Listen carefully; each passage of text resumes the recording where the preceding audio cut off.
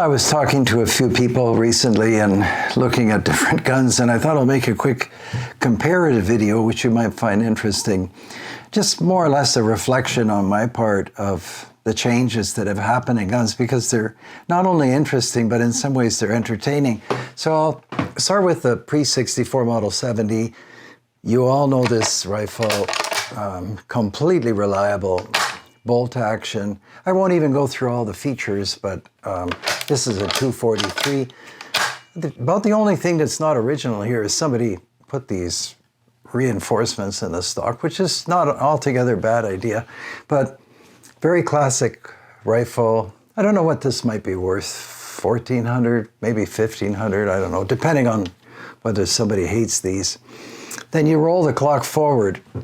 Basically, all of the principles that are intact in the pre-64 Model 70 and a whole bunch of rifles that came after that. And I should say that the pre-64 Model 70 is essentially a Mauser 98 with some modifications, including a cone breech, which we talked about in other videos, but essentially Mauser 98, as are most bolt actions, although some got rid of the claw extractor and so they're push feed, but again, I think you know all about this.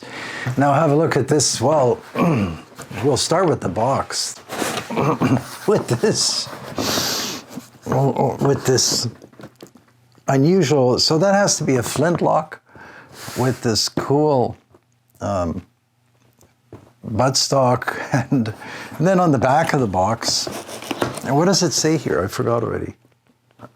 Oh, yeah, okay, well, bussin', that's good. Anyway, now we flip this over, and we've got this gentleman here on this side with an entirely different approach to fencing from this guy here. Now, I'm not, into displaying boxes, but it's interesting. And then on the side, there are some words of wisdom here. In case you don't run out and buy one of these, you can at least enjoy the box on the channel here. Then, when you get past the box, we flip it open. We made a video about this rifle before, so I'm just showing it to you again. This essentially is the same as a pre-64 Model 70 or a Mauser 98. Except it has a folding stock, and we got rid of the walnut, and it's been replaced with this, I'm pretty sure it's aluminum, could be some other metal, maybe titanium. It's not an inexpensive rifle. And what is this? This is called the Fix. If you don't believe me, it's the Fix. So it's not a pre-64 Model 70 Winchester, it's the Fix by Q.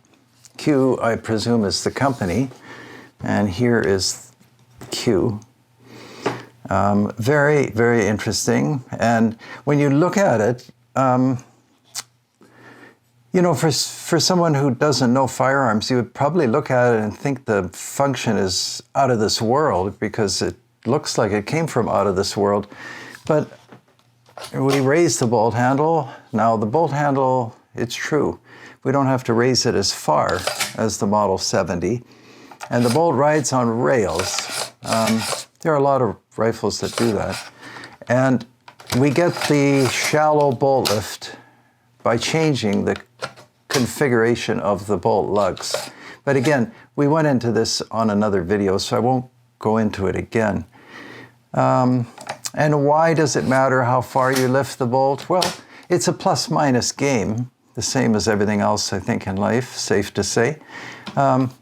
This is nice because we don't have to worry about the bolt handle ever hitting the scope that would be sitting here somewhere, or some other apparatus that you might have on this generous Picatinny rail, which the pre-64 doesn't have at all, although you can get one. And the trade-off is that by reducing the arc of the bolt lift,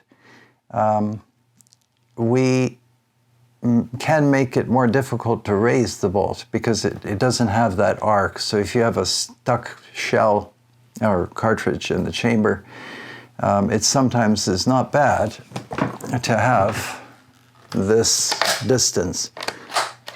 And that guarantees that you're going to get that cartridge case out of the chamber most of the time. Sometimes even that doesn't work. Depends on circumstances.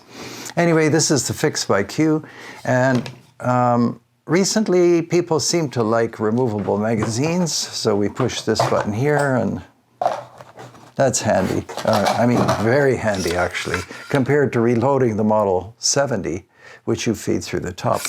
So trigger pull, all those other items that you would wonder about, quite conventional. It has a muzzle brake with some unforgettable coloring on the, it's either aluminum, titanium, or steel, I'm not sure. And then we've got this forend onto which you could attach almost anything. So you would have to decide whether the furniture here is useful to you, and whether you need claw extraction, as on the Model 70, which pretty well guarantees cartridge feeding and extraction. This one has a very generous, I must say, extractor, so that's pretty good. Anyway, quite a remarkable rifle. Having said that, I was given this rifle to test, but on the condition that I didn't shoot it, which is kind of interesting request.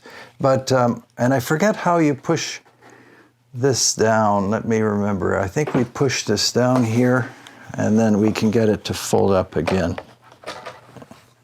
Yeah, it takes some force. It's not too bad. And now we have it all folded up. So that package definitely is not available in the pre-64 Model 70. So we'll put that one back in the box. And it's quite an impressive rig, although it would have been nice to shoot it, but maybe next time. At the same time as the Fix by Q appeared, I might be out by a couple of years. Here's a very modern rifle. It still echoes something more conventional. I'm not sure it should. It's a straight pull bolt action, Jakele Model J1. And I waited a long time to get this rifle. It's a straight pull bolt action. It has a removable barrel. There are two bolts under this forend. The forend comes off quite easily by depressing this button here. And we made a video on that too, so I won't reiterate. Pull the bolt handle back and the action opens. You feed through the top here. Takes 2 rounds. This is a 308. Oh, I should review the cartridges. People always ask me. So the pre-64 was a 243, and the Fix by Q is a 308. Again, I didn't shoot it. And this is a 308 as well, the Jakele. The coolest thing about this rifle is that the operation is very fast, faster than either of those rifles. But you'll notice I close the action and I can't fire the action. That's not because it's unsafe. There is a safety, but it's because this action is never cocked. When you close the action, it is always just placing a cartridge in the chamber.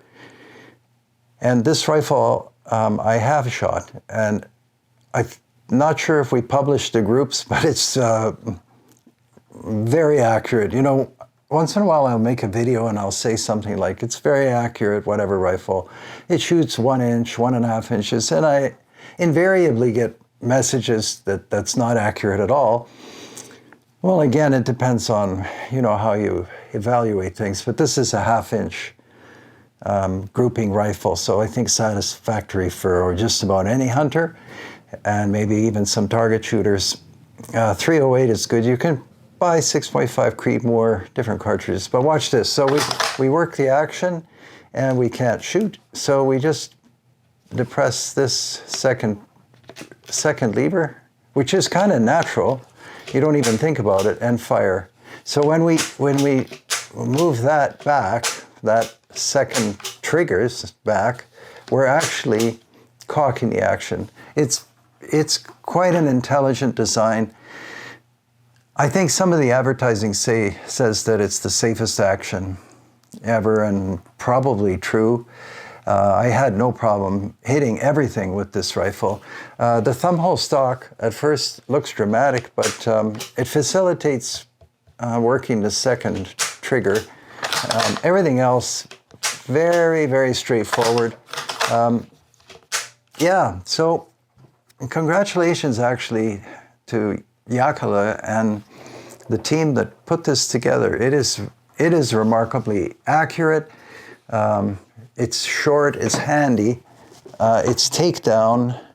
It takes Blaser scope mounts, you can see here, the saddle mount. You can also get a saddle mount that has a Picatinny rib, which maybe not a bad idea. Anyway, this is one of those rifles where the more you handle it, at least in my case, the more you like it. And they put quite a respectable walnut stock on this rifle. So that was really kind of the pointless point of this video. Here's one rifle and one way of looking at things.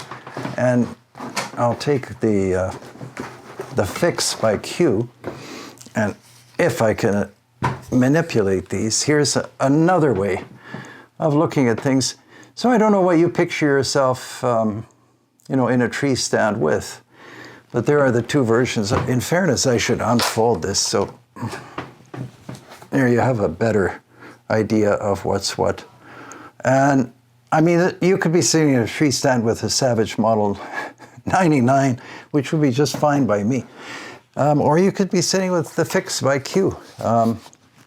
There are some things about it that are quite interesting, and I'll have to spend more time with it. That action is good. Yeah, there's not much lift here, so it's, yeah, you just can't escape, like I said, everything. And then this I can probably do better than I've been doing. There we go. I'm just not used to this motion. Yeah, I'm sure with some practice, you can see I'm clumsy with it. That's me, not the rifle. Anyhow, I hope you find that interesting, and we'll just close off with me on the pre-64. Yeah, I mean, I wouldn't mind if they just made an exact copy of this rifle. That's probably a pretty good idea. But maybe there are enough out there on the used market, although I don't see them. Anyway, thanks again for watching, and we'll see you next time. Take care until then. Bye-bye.